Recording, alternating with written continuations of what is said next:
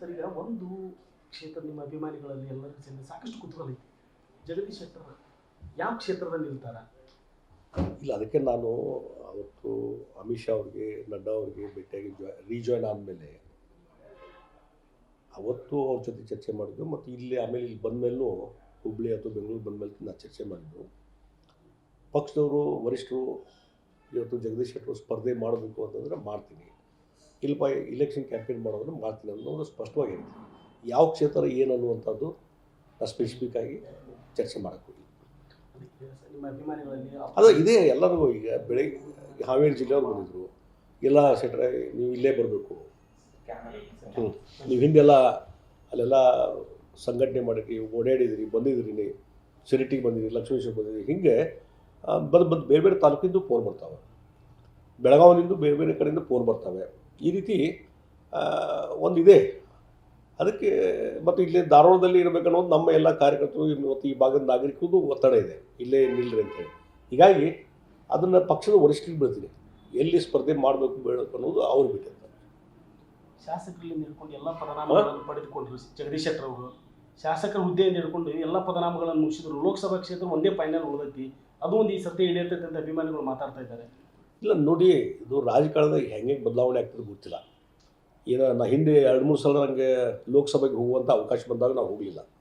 First 91ರಲ್ಲಿ ನಂಗೆ ticket ಕೊಟ್ಟಿದ್ರು, 99ರಲ್ಲಿ just ರಾಜಕಾರಣಕ್ಕೆ ಬಂದು ಒಂದು 2-3 ವರ್ಷ ಆಗಿತ್ತು ಅಷ್ಟೇ. ಆವಾಗಲೇ ಟಿಕೆಟ್ ಕೊಟ್ಟಿದ್ದೆ ನನಗೆ. ಆಮೇಲೆ ಚಂದ್ರಕಾಂತ್ ಬೆಲ್ಲದವರು ಬಂದರು ಸೀನಿಯರ್ ಲೀಡರ್ ಅಂಥೇಳಿ, ಆಮೇಲೆ ಬದಲಾವಣೆ ಮಾಡಿದರು, ಅವ್ರಿಗೆ ಕೊಟ್ಟರು. ಆವಾಗ ನಾನು ಹಿಂದೆ ಸರಿದೆ, ಇಮಿಡಿಯೇಟ್ಲಿ ಹಿಂದೆ ಸರಿದೆ. ಆಮೇಲೆ 2004ರಲ್ಲಿ ಒಂದು ಅವಕಾಶ ಬಂದಿತ್ತು, ಇಲ್ಲ ಜಗದೀಶ್ ಶೆಟ್ಟರ್ ಅವತ್ತು ಪಾರ್ಲಿಮೆಂಟ್ ನಿಲ್ಲರಿ ಅಂತೇಳಿ. ಆವಾಗ ನಾನು ಇಂಟ್ರೆಸ್ಟ್ ತೋರಿಸಲಿಲ್ಲ. ಆಮೇಲೆ ಇದೇ ರೀತಿ ಬೇರೆ ಬೇರೆ ಸಂದರ್ಭದಲ್ಲಿ ಅವಕಾಶಗಳು ಬಂದಾವೆ. ಅದನ್ನ ರಾಜ್ಯ ರಾಜಕಾರಣದಲ್ಲಿ ಇರಬೇಕು ಅನ್ನುವಂಥದ್ದು ಹಿನ್ನೆಲೆ ಇಟ್ಕೊಂಡು ನಾನು ಲೋಕಸಭೆಗೆ ಹೋಗುವಂಥ ಪ್ರಯತ್ನ ಮಾಡಲಿಲ್ಲ. ಈಗ ಇವತ್ತು ಜನರು ಒತ್ತಡ ಇದೆ, ಬರಬೇಕು ಲೋಕಸಭೆಗೆ ಹೋಗ್ಬೇಕು ಅಂತೇಳಿ. ನೋಡೋಣ ಅಂತ ಏನೇನಾಗ್ತದೆ. ನಿಮ್ಮ ಮನಸ್ಸಿನೊಳಗೆ ಏನಿದೆ? ಅಲ್ಲ, ನಾವು ಒಂದೇ ಹೇಳಿಲ್ಲ. ಇವತ್ತು ಪಕ್ಷ ತೀರ್ಮಾನ ಮಾಡಿದರೆ, ವರಿಷ್ಠರು ತೀರ್ಮಾನ ಮಾಡಿದರೆ ಲೋಕಸಭಾ ಚುನಾವಣೆಗೆ ನಾವು ಕಾಂಟೆಸ್ಟ್ ಮಾಡಲಿಕ್ಕೆ ನಾವು ತಯಾರಿ. ಬೆಳಗಾವಿ, ಧಾರವಾಡ, ಹಾವೇರಿ 3 ಕ್ಷೇತ್ರ ಎಲ್ಲ ನೀವು ಯಾವ ನೀವು ನೋಡಿ, ನಾನು ಪ್ರಿಫರೆನ್ಸ್ ನಾನು ಹೇಳಕ್ಕೆ ಹೋಗೋದಿಲ್ಲ, ಪಕ್ಷದ ವರಿಷ್ಠರಿಗೆ ಬಿಡ್ತೀನಿ. ಈಗ ನ್ಯಾಚುರಲಾಗಿ ಇಲ್ಲಿ ಹುಬ್ಬಳ್ಳಿ ಧಾರವಾಡದವರು ಇಲ್ಲೇ ನಿಲ್ರಿ ಅಂತ ಹೇಳ್ತಾರೆ. ಅದಕ್ಕೆ ನಾವು ಆ ಪ್ರೊಸೆಸ್ ನಡೀತಾ ಇದೆ, ಅದು ಹೈಕಮಾಂಡ್ ನಿರ್ಧಾರ ಮಾಡಬೇಕು ಎಲ್ಲಿ ನಿಲ್ಬೇಕಂತ. ಹುಬ್ಬಳ್ಳಿ ಧಾರವಾಡ ಹೈಕಮಾಂಡ್ ನಿರ್ಧಾರ ಮಾಡಿದ್ರು. ಹೈಕಮಾಂಡ್ ನೋಡಿ, ನಾವು ಒಂದು ಹೇಳಿದ್ರಿ ಯಾವ ಕ್ಷೇತ್ರ ಅಂತ ಹೇಳ್ತಾರೆ, ನಾನು ನಿಲ್ಲಕ್ಕೆ ತಯಾರಿದ್ದೀನಿಲ್ಲ. ಯಾವ ಕ್ಷೇತ್ರ ಅವ್ರು ಸೆಲೆಕ್ಟ್ ಮಾಡ್ತಾರೆ, ಎಸ್ ಅಲ್ಲಿ ನಾನು ತಯಾರಿದ್ದೀನಿ, ಇಷ್ಟೇ. ನಿನ್ನೆ ಡಿ ಕೆ ಶಿವಕುಮಾರ್ ಅವರು ಮತ್ತೊಂದು ಬಾಂಬ್ ಸಿಡಿಸಿದ್ದಾರೆ. ಖರೀದಿ ಮಾಡಲಿಕ್ಕೆ ಬಿಜೆಪಿ ಅವರು 50 ಕೋಟಿ ರೂಪಾಯಿ. ಏನಾಗೈತಿ, ವೇಗ್ ಅಲಿಗೇಷನ್ ಅಂತಾರೆ ಇದಕ್ಕೆಲ್ಲ. ವೇಗ್ ಅಲಿಗೇಷನ್ ಸುಮ್ಮನೆ ಪ್ರಚಾರಕ್ಕಾಗಿ, ಮತ್ತೊಂದು ಪಕ್ಷವನ್ನು ಹೀಯಾಳಿಸೋ ಸಲುವಾಗಿ ಅದನ್ನು ಶ್ಯಾಮನೂರು ಶಿವಶಂಕರ್ ಅವರು ಡಿನೈ ಮಾಡ್ಯಾರ. ಅವ್ರ ಪಕ್ಷದವ್ರು, ಅವ್ರ ಸೀನಿಯರ್ ಲೀಡರು ಶ್ಯಾಮನೂರು ಅವರು. ಹೌದು, ಇಲೆಕ್ಷನ್ ನಿಂತಾಗ ಬೇರೆ ಬೇರೆ ಪಾರ್ಟಿಯವರು ಬಂದು ಅಲ್ಲಿ ನಾಯಕರು ಬಂದು ವೋಟ್ ಕೇಳ್ತಾರೆ, ನ್ಯಾಚುರಲ್ ಅದು. ಕೇಳಿದ್ದಾರೆ ಅಷ್ಟೇ, ಯಾವುದೇ ಹಣದ ಆಫರ್ ಮಾಡಿಲ್ಲ ಅನ್ನುವಂಥ ಸ್ಪಷ್ಟವಾಗಿ ಹೇಳಿದ ಮೇಲೆ ಡಿ ಕೆ ಶಿವಕುಮಾರ್ ಹೇಳಿಕೆಗೆ ಏನು ಮಹತ್ವ ಉಳಿತು? ಹಾಗೆ ಡಿ ಕೆ ಶಿವಕುಮಾರ್ ಸುಳ್ಳುಗಳನ್ನು ಹೇಳ್ತಾ ಇದ್ದಾರೆ ಅಂತ ಇದ್ರ ಮೇಲೆ ಆಗ್ತದೆ. ಫಾಲ್ಸ್ ಅಲಿಗೇಷನ್ಸ್, ಈ ರೀತಿ ಫಾಲ್ಸ್ ಅಲಿಗೇಷನ್ ಮಾಡೋ ಮುಖಾಂತರ ಏನೋ ಸಾಧನೆ ಮಾಡ್ತೀನಿ ಅಂತ ಹೋಗ್ತಾರಲ್ಲ, ಅದು ಏನೋ ಅರ್ಥನೇ ಇಲ್ಲ. ಈ ರೀತಿ ವೇಗ್ ಅಲಿಗೇಷನ್ ಮಾಡುವಂಥದ್ದು ಬಿಡ್ರಿ, ಸುಳ್ಳು ಆಪಾದನೆ ಮಾಡುವಂಥದ್ದು ನಿಲ್ಲಿಸ್ರಿ ಅಂತ ನಾ ಈ ಸಂದರ್ಭ ಹೇಳ್ತೀನಿ. ಶ್ಯಾಮನೂರವರೇ ಡಿನೈ ಮಾಡಿದ್ದಾರೆ. ಗ್ಯಾರಂಟಿ ಯೋಜನೆಗಳು ಬೆಂಗಳೂರಿಗೆ ಜಲಕ್ಷಾಮ, ಅದನ್ನು ಸಮಸ್ಯೆ ಬಗೆಹರಿಸೋಕ್ಕಾಗ್ತಾ ಇಲ್ಲ. ಅಲ್ಲ, ನಾವು ಒಂದು ಹೇಳಿದ್ರೆ ಅದ್ರ ಸಲುವಾಗಿ ಯಾವುದಕ್ಕೆ ಆದ್ಯತೆ ಕೊಡಬೇಕು. ಈಗ ಈ ಬೇಸಿಗೆ ಬಂದದ, ನೀರಿನ ಹಾಹಾಕಾರ ಎಲ್ಲ ಕಡೆ ಇದೆ. ಅದರಲ್ಲಿ ಬೆಂಗಳೂರಲ್ಲಂತೂ ಟೂ ಮಚ್ ಆಗಿದೆ. ಈ ರೀತಿ ಬಹುಶಃ ನಾನು ಹಿಂದೆ ಮುಖ್ಯಮಂತ್ರಿ ಕೆಲಸ ಮಾಡಿದ್ದೀನಿ, ಬೇರೆ ಬೇರೆ ಇಲಾಖೆ ಕೆಲಸ ಮಾಡಿದ್ದೀನಿ.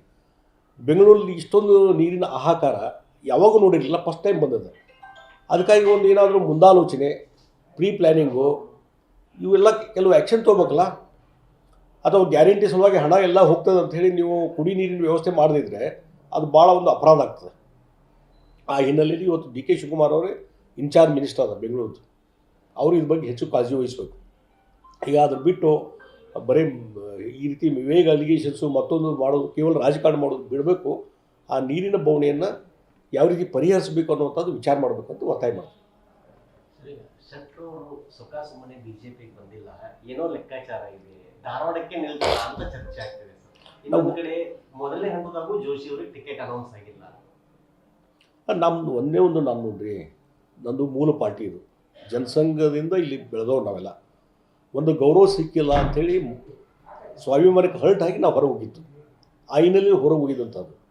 ಮತ್ತು ಆ ಸಂದರ್ಭದಲ್ಲಿ ನಾನು ಆ್ಯಸ್ ಎ ಪಾರ್ಟಿ BJP ಅಂತ ನಾನು ಎಂದೂ ಟೀಕಾ ಮಾಡಲಿಕ್ಕೆ ಹೋಗಿಲ್ಲ, ಮತ್ತು ರಾಷ್ಟ್ರೀಯ ನಾಯಕರ ಬಗ್ಗೆ ನಾನು ಮಾತಾಡಲಿಕ್ಕೆ ಹೋಗಿಲ್ಲ. ಇದು ಮೂಲ ಪಾರ್ಟಿ.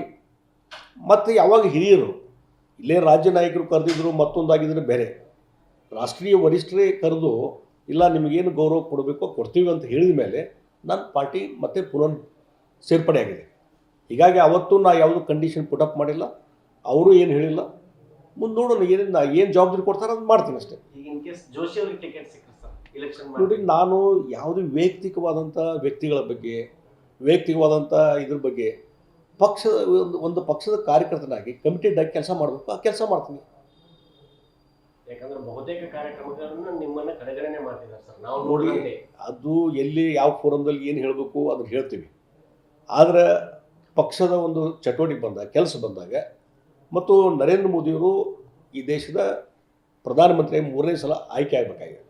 ಅದಕ್ಕೇನು ಪ್ರಯತ್ನ ಮಾಡಬೇಕು, ನಮ್ಮದೇನು ಕಾಂಟ್ರಿಬ್ಯೂಷನ್ನು, ಅದೆಲ್ಲವನ್ನು ಒಬ್ಬ ಪಕ್ಷದ ಕಾರ್ಯಕರ್ತನ ನಾವು ಮಾಡಲಿಕ್ಕೆ ತಯಾರಿದ್ದೀವಿ. ಈಗ ಪ್ರತಾಪ್ ಸಿಂಹಾನಂತ ಅವರಿಗೆ ಟಿಕೆಟ್ ತಪ್ಪತ್ತೆ, ಹಾಲಿ ಸಂಸದರಿಗೂ ತಪ್ಪತ್ತೆ, ಆದರೆ ಇವ್ರ ಹೆಸರು ಮುನ್ನೆಲೆಗೈತೆ ಸರ್. ಹಿಂಗಾಗಿ ಎಲ್ಲೋ ಒಂದು ಕಡೆ ಧಾರವಾಡಕ್ಕೆ ಸೆಟ್ರೆ ಫೈನಲ್ಲು ಅಂತ. ಅಲ್ಲ, ಅದಕ್ಕೆ ನಾನು ವೈಯಕ್ತಿಕವಾದಂಥ ಅಭ್ಯರ್ಥಿಗಳ ಬಗ್ಗೆ ನಾನು ಚರ್ಚೆ ಮಾಡಲಿಕ್ಕೆ ಹೋಗೋದಿಲ್ಲ.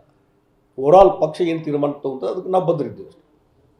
ಸರಿ, ಇನ್ನೊಂದು ಪ್ರಮುಖವಾಗಿ ಈ ಬಾರಿ MLA ಎಲೆಕ್ಷನ್ ಚುನಾವಣೆಗಳು ಮಾಡಿದಂಥ ಪ್ರಯೋಗವನ್ನು ಇದು ಇಟ್ಕೊಂಡು ಕೆಲವು ಹಾಲಿ MP ಸದಸ್ಯರಿಗೆ ಟಿಕೆಟ್ ನೋಡಿ, ಈಗ ಹಿಂದಿನ ಅನುಭವ ಇದೆ, ಅದ್ರ ಮೇಲೆ ಕರೆಕ್ಷನ್ನು 5 ಏನೋ ಸ್ಟೇಟ್ ಇಲೆಕ್ಷನ್ ಆದವು, ಅದರಲ್ಲಿ ಕರೆಕ್ಷನ್ನು ಆಗಿದ್ದರಿಂದ ಇವತ್ತು ಉತ್ತರ ಭಾರತದ ಹಲವಾರು ರಾಜ್ಯಗಳಲ್ಲಿ, ಹೆಚ್ಚು ಕಡಿಮೆ ಎಲ್ಲ ರಾಜ್ಯಗಳಲ್ಲಿ ಭಾರತೀಯ ಜನತಾ ಪಾರ್ಟಿ ಕ್ಲಿಯರ್ ಮೆಜಾರಿಟಿ ಬಂದದ.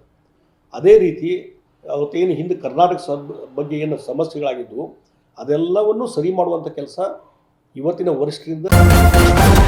ನ್ಯೂಸ್ ಫಸ್ಟ್ ನಿರ್ಭೀತಿಯಿಂದ ನಿಮ್ಮ ಪರವಾಗಿ.